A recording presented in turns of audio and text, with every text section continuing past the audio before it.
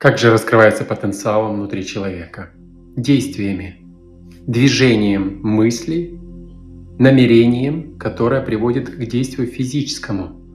Процесс запускает процесс.